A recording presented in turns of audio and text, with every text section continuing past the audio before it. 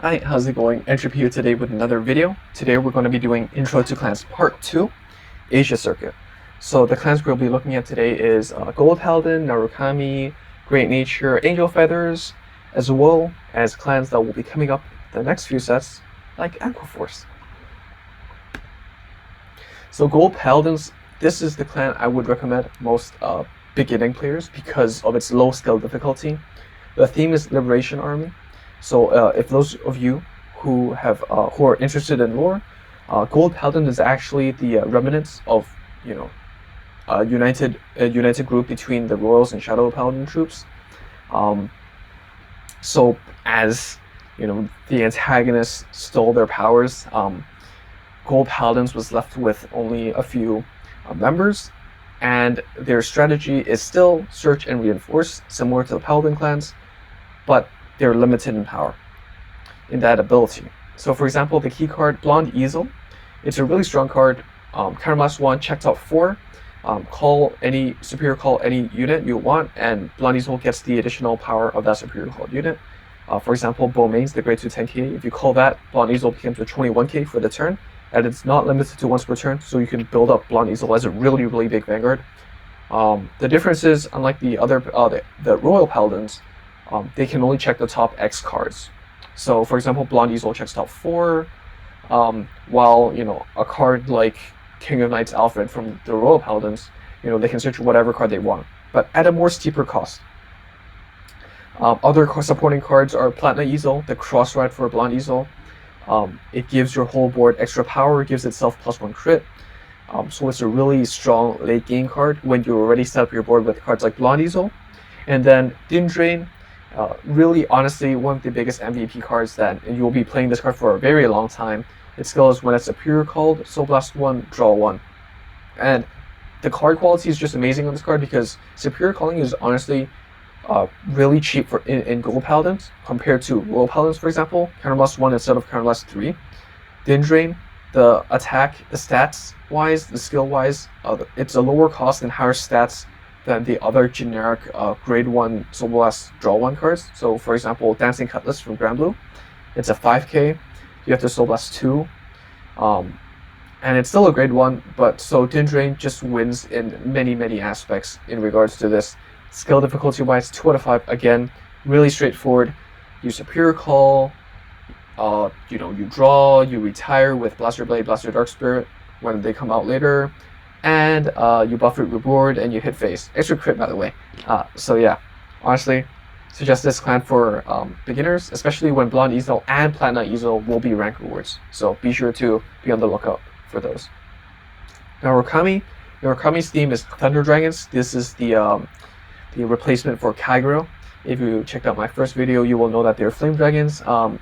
Their strategy is Zap and Seal. So it's less retiring. It's less retiring and applying pressure, and it's more about an all-out offense. So the key cards include Shiden and Ryan. These two are they do the same thing. They're like on place. You get to seal the intercept skill on one of your opponent's grade 2 rearguards, so you can go face, and then Vermilion just attacks everything at the same time. So again, skill difficulty wise, 3 out of 5. It's just a pure offense clan. So if it works, it works. If it doesn't, it doesn't. But in terms of cost, again, it's cheaper than its counterpart, Kagero. Vermilion attacks 3 units for Counterblast 2. Overlord attacks 3 units for Counterblast 3. So it really depends on what you prefer and the playstyle. If you're more offensive and you like, Thunder, then Narukami. If you like fire and, if you like more pressure cards, more utility cards, then go for Kagero. Next, Great Nature. Great Nature is honestly a really underrated clan, and they're honestly pretty good. So give some respect to them. There's a reason why they're called Great. Their theme is University and Intelligent Animals. Their strategy is Power and Compensation.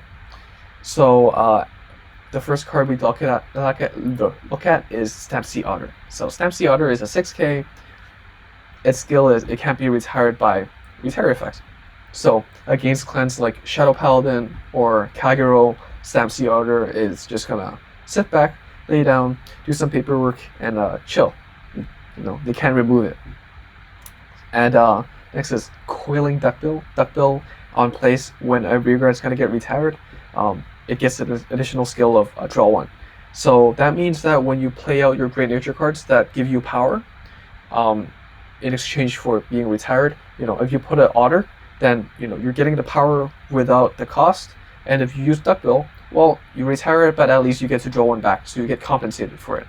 Cards like Leopold, they give you that power and compensation trade-off, and it also gets a cross red in the future, so it's definitely a very sustainable card. Skill difficulty-wise, 4 out of 5. You really need to know what you're going to do the next turn, so you can set up your board. For example, you might want to play your Snapseed Otters.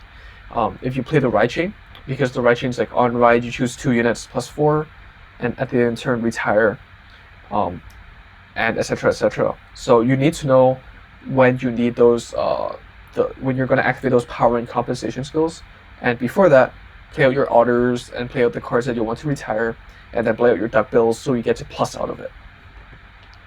Next is Angel Feather. Angel Feather is also another quite underrated clan.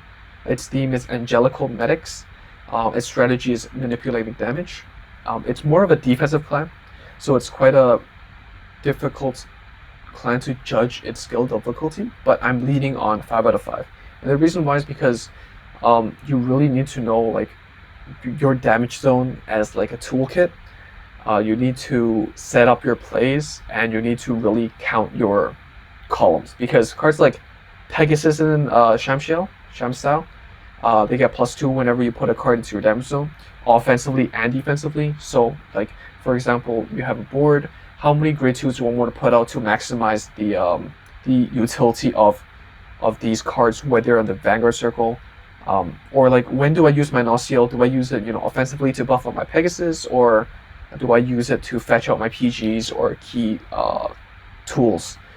So this kind of trade-off, especially when Angel Feathers honestly doesn't have a lot of good boss units yet at this point, makes it a more tricky deck to play when most of the value comes from your grade 2s or below. And lastly, the latest clan that will come to global 1 month later, Aquaforce. So Aquaforce is the naval army. In lore, similar to how Royal Paladins, Shadow Paladins, and Kagero got locked out, Aquaforce was locked out as well, but Aquaforce came back seeking retribution. The key cards includes Basil, Maelstrom, and Glory Maelstrom. And the strategy is waves. Their keyword is waves of multi-attacks. So Maelstrom, its skill is on condition when you have 4th attack or more, you get to do stuff. Other cards, other key grade 3 cards in Aquaforce requires 3rd attack or more as well, and some grade 2s require 4th attack as well. So how you facilitate that is playing cards like Basil. Basil on attack, it gets to +3, and then you get to put this card to the back of the column. So that means you get to attack with Basil first, and then attack with the card that was behind Basil, and then attack with the other column, and then attack with your Maelstrom to trigger its skill. Basil is also really good. In this game, it got buffed. It has a skill that lets it, Karmas 2, I believe, to ignore, intercept, and go face. So then your rearguards can still hit rearguards and still hit numbers. Maelstrom is just a really good card to break for on attack, retire something, +5, draw 1. Like, you can't go wrong. You might score your opponent on their board, you get to plus on your own board, right, by drawing 1. And then finish the game with Glory Maelstrom. It has a Sentinel restrict kind of skill. Like, it forces your opponent to discard cards to use PG. And when it's late game, when both players are lacking in cards, especially with the pressure that Aquaforce gives, it is a really devastating effect. Skill difficulty-wise, 4 out of 5. You really do need to set up your board to do the multi-attacks. And other than Basil, there are other cards that enable multi-attacking. But yeah, like, you need to know which pieces you want, and then, when to write it to Glory Maelstrom, because honestly, Maelstrom is just a cheaper card with a lower cost. And, the +2 in general does help you win games. And you really need to consider when to cross-ride. So anyways, thank you for watching. Please like, comment, share, and subscribe. Part 3 will be coming out soon once we get to see more cards from Genesis and Link Joker. And it's going to be a long video because though a Link Joker especially has a lot of interesting mechanics that we will look into, and it's definitely less beginner friendly than the clans that we've had so far, Genesis as well. So anyways, I hope you enjoyed. Feel free to let me know which clans you prefer down below. If you tested any cards that I didn't really mention and you think they deserve to be on the top 3 list, let me know as well. And thank you so much. I hope you enjoyed this video, and I hope it helps out people who are interested in looking at the testing out new clans in the future.